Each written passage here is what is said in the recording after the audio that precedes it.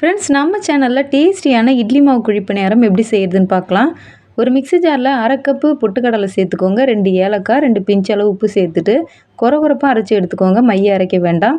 கடாயில் 1 table spoon நெய் சேர்த்துட்டு, நெய் உருகி வந்த பிறகு 1 கப் தேங்காய் துருவல் சேர்த்துட்டு கலந்துக்கோங்க. அரைச்சி வச்ச பொட்டுக்கடலை மாவை சேர்த்துட்டு இது ஒரு முறை கலந்த பிறகு 1/2 கப் அளவுக்கு வெல்லம் சேர்த்துக்கோங்க.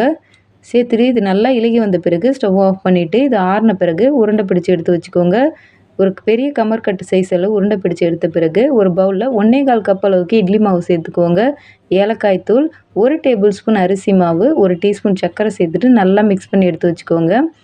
பணியார குழியில் நெய் சேர்த்துட்டு நல்லா சூடான பிறகு இட்லி மாவில் ரெடி பண்ணி வச்சுருக்க உருண்டையை இந்த மாதிரி டிப் பண்ணி எடுத்து எல்லா குழியிலையும் சேர்த்துக்கோங்க. ஒரு பக்கம் நல்லா சிவந்து வந்த பிறகு மறுபடியும் இன்னொரு பக்கம் நல்லா சிவக்கிற அளவு வேக விட்ட பிறகு வெளியே எடுத்திங்கன்னா டேஸ்டியான இட்லி மாவு குழிப்பணியாரம் ரெடி.